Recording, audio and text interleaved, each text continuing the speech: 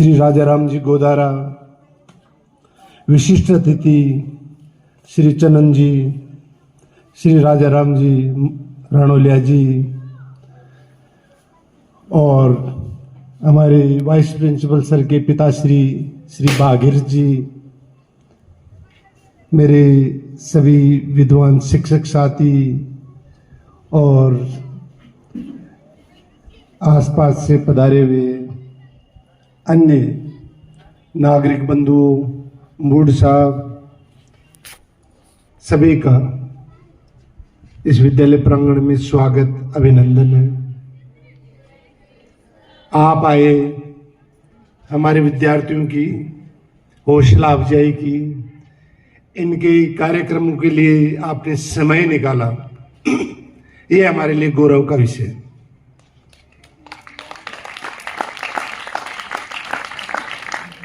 विद्यालय कोई भी संस्थान उसके स्टेक होल्डर से बनता है। इस विद्यालय का ये सौभाग्य है कि इसके जो स्टेक होल्डर्स हैं, सारे स्टूडेंट, सारे अध्यापकगण और सारे पेरेंट्स, वो सब मिलजुल करके बड़े सिस्टमेटिक वे में विद्यालय को नई दिशा दे रहे हैं। यह हमारे लिए गौरव का विषय है। आजादी के 78 साल यानी 77 साल पूरे हो चुके हैं। 78वें में हम पदार्पित हो चुके हैं। जैसा हमारे पूर्ववर्ती वक्ताओं ने बताया, आजादी यूं ही नहीं मिली हमें, कड़े संघर्ष के बाद में जो आजादी मिली है और जो आजादी के वक्त या उससे कई सालों पहले से जिन्होंने जो आहुतियां दी थी, उनके सपने क्या थे, उनके अरमान क्या थे, वो इस देश को कैसा चाहते थे, इस देश को वो किन ऊंचाइयों तक ले जाना चाहते थे, उनकी आशाओं, इच्छाओं, आकांक्षाओं को हम कहां तक फुलफिल कर पाए। ये दिन इस चिंतन का दिन है। हमारे पूर्ववर्ती वक्ता श्री दीपक जी ने बताया कि हमने क्या खोया, क्या पाया। आवश्यकता इस बात की है, जो पाया उसके लिए अपने आप को गौरवान्वित महसूस करना है, और किसी कारण से हमने जो ऊंचाइयां नहीं छू पाए, उनके लिए हमें मंथन करना है, चिंतन करना है। ये क्यों नहीं हो पाया, कहां कमी रही, कहां लूपहोल थी। आज के दिन इस स्वतंत्रता संग्राम के दौरान या उससे भी पहले जिन शहीदों ने अपने जीवन की बाजी लगा करके इस सुनहरे देश को हमें सौंप करके गए, उनको याद करने का दिन भी है। उनको हम सत सत श्रद्धांजलि अर्पित करते हैं, सत सत नमन अर्पित करते हैं, और उनके लिए मान सम्मान में किसी भी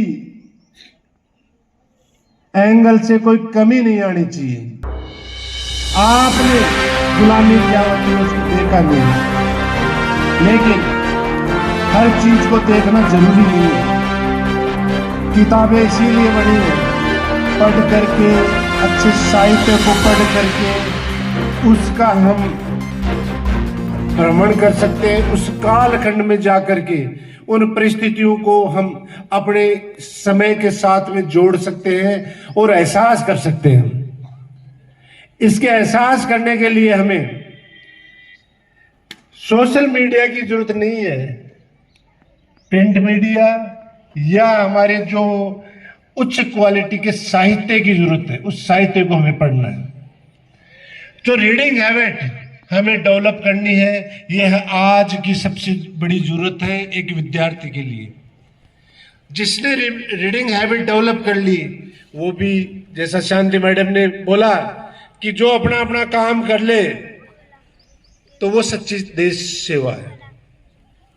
आप लोगों के लिए, आप अपना काम करें, हम अपना काम करें, तो हो गया देश का कल्याण।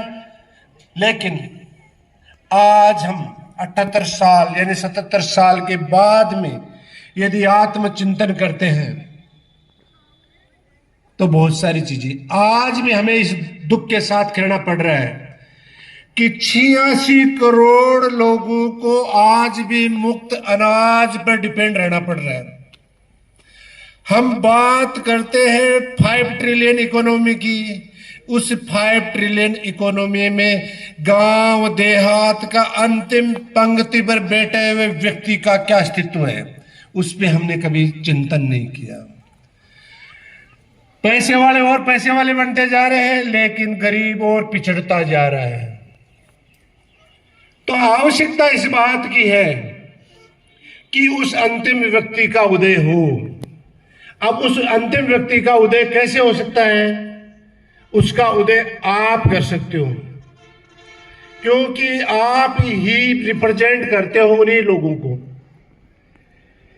क्योंकि बाबा साहब अम्बेडकर ने बताया कि शिक्षा के माध्यम से ही आप जो चाहो अपना प्राप्त कर सकते हो।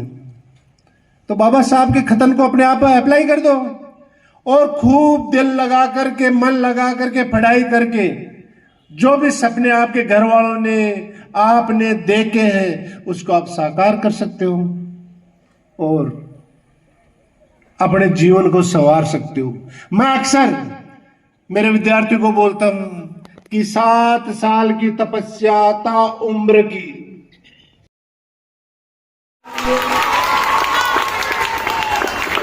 नहीं चाहिए। वंदे वंदे भारत माता की, भारत माता की।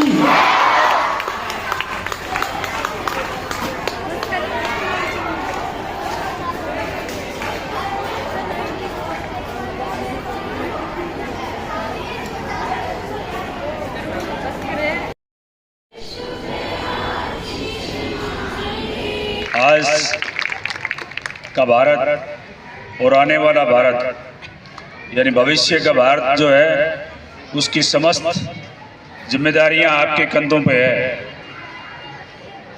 एक वाक्य है, देश के लिए जिएंगे और देश के लिए मरेंगे।